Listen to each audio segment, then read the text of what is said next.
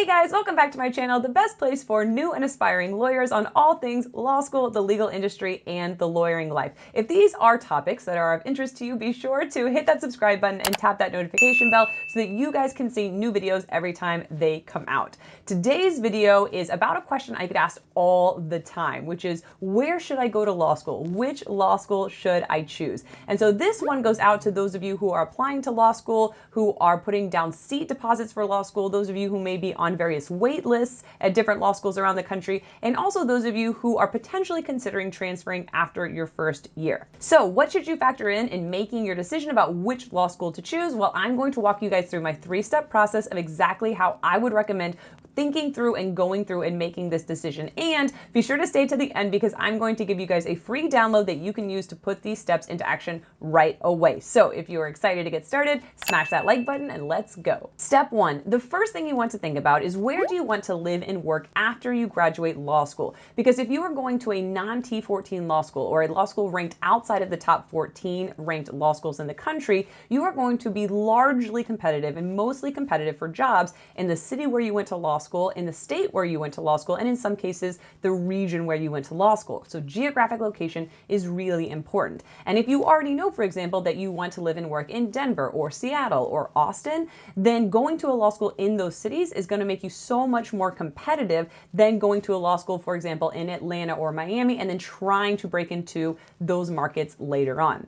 Now, as we'll talk about in a second, going to a T14 law school has the huge advantage of having a national or nationwide reach. So geographic location of the T14 law school is not going to be important because you're going to be competitive for jobs around the country. But you don't have to go to a T14 law school, again, if you already know where you want to live and work and there's a great law school located in that city. So step 1 is going to be making a list of all of the cities where you either already know you would like to live and work or that you would consider living and working after graduating law school in 3 years. Step 2 is considering what I call the city factors, and there are 3 of these. So for each of the cities on your list, you are first going to look at the happiness quotient. So on a scale of 1 to 10, how strongly do you want to live and work in that city after graduation? So for some people, this might be a non-negotiable. If you are already established in a city, maybe you have a family there, a house there, your spouse has a job there, your uncle has promised you to take over his law firm there, whatever it may be, you might only have 1 city on your list. You might already know where you are going to live and work after law school.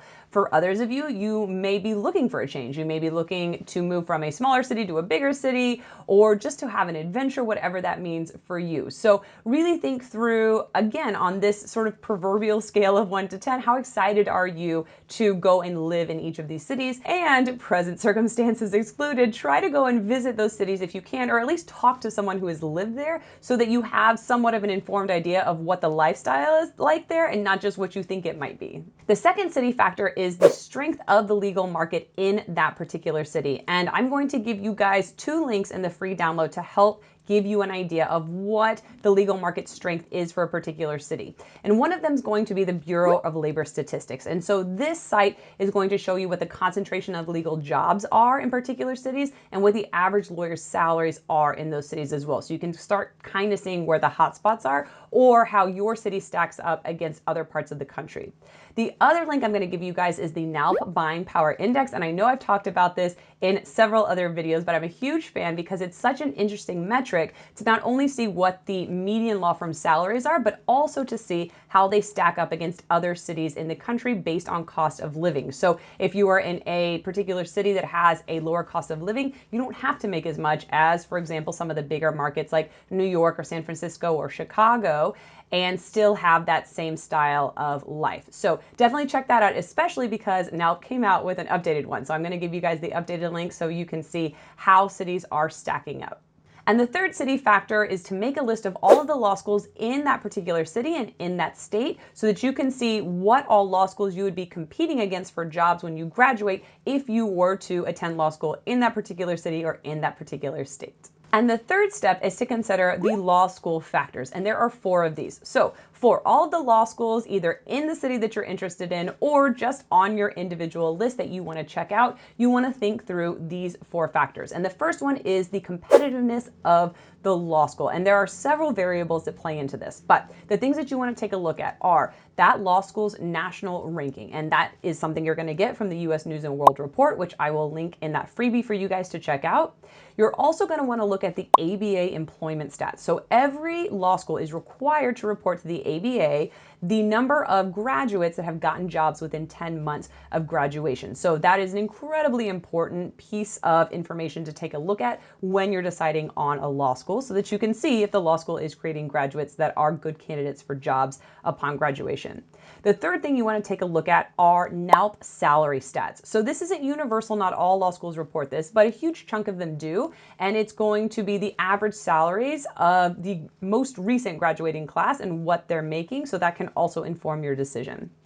The other thing I would recommend that you guys take a look at, especially if you're looking at T3 or T4 law schools, is the bar passage rate for a particular law school. Because if that is particularly low, then you definitely want to factor that into your decision, because that might be a bit of a red flag that you need to think about when you're deciding on a law school. And then if you guys want to go above and beyond and really see what the competitiveness of that law school is in your particular city of interest, then you can go and Google law firms in that city, check out their youngest associates, I would say years 1, 2, and 3, and see where the law school is where the law firm is pulling them from. Who are they recruiting from? Where is the biggest bulk of their new recruits? What law schools are they coming from? And does your law school factor into that list?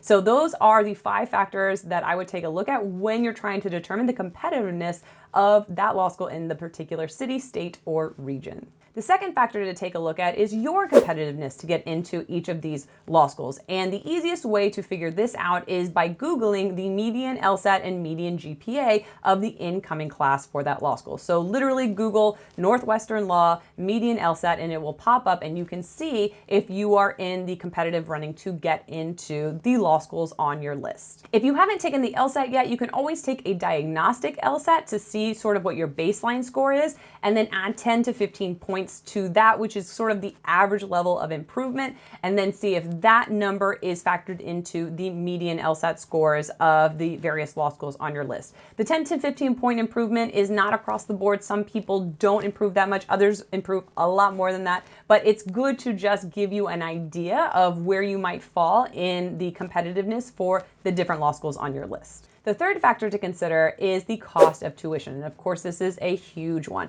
And you'll generally see a division between public law schools and private law schools in terms of cost of tuition. But keep in mind that there is not always a direct correlation between the ranking of a law school and how much it costs to go there. So for example, there are some really expensive tier 3 and tier 4 schools. So Hofstra University, for example, is over $60,000 a year and is ranked number 102, whereas there are some more reasonably priced, higher ranked law schools. So University of Texas at Austin, for example, is $36,000 a year, but is ranked number 16. So definitely check out the rankings versus the cost of tuition. And you can of course find this on the law school's website. You can also find this on US News and World Report, and you can filter by tuition high to low or low to high or search by law school. And the fourth factor is scholarships. And this is going to be the main reason why somebody may not go to the highest ranked law school that they got into, because of course, all else being equal, everyone would go to the most highly ranked law school that they were admitted to, because that's more prestige on your resume, that's more job opportunities, that's a stronger alumni network. We talked about T14 law schools in particular having a nationwide job reach. And also for the T14s, they're going to have more resources and more connections to help you get into those more elite jobs like judicial clerkships and professorships. And so that is what most people would decide to do. But as you can also imagine, and as we just talked about with tuition, law school is crazy expensive. And so if you go to a higher ranked law school, that may mean paying full price. And if you have the LSAT scores and the GPA to get into more highly ranked law schools, there's a really good chance that lower ranked law schools will pay you either a partial, a half, or a full scholarship to go to their law school instead, because they're also looking to increase their ranking, increase their prestige, and increase their median statistics as well. So getting a higher LSAT or a higher GPA student into their class ranks helps them out as well. And so law schools are really competitive and are going to try for the best students out there. So if you have those high LSAT and GPA scores, you might be looking at a lot of scholarship money. And so that's usually where the decision becomes difficult. Do you go to a top-ranked law school and pay full price, or do you go to a lower-ranked law school and get some or all of it paid for? Because the reality is that a lot of law students come out of law school with $150,000 to $250,000 in debt, and that kind of debt often forces law students to take big law, high-paying jobs that they may not necessarily want and slow pay that student loan debt back over time. Whereas if you go to a lower-ranked law school, you may come out with very little or no student debt at all, and then you can start your career the way you want to, taking the jobs that you want to, and really navigating it towards financial freedom in a way that you couldn't right off the bat with that crushing student loan debt.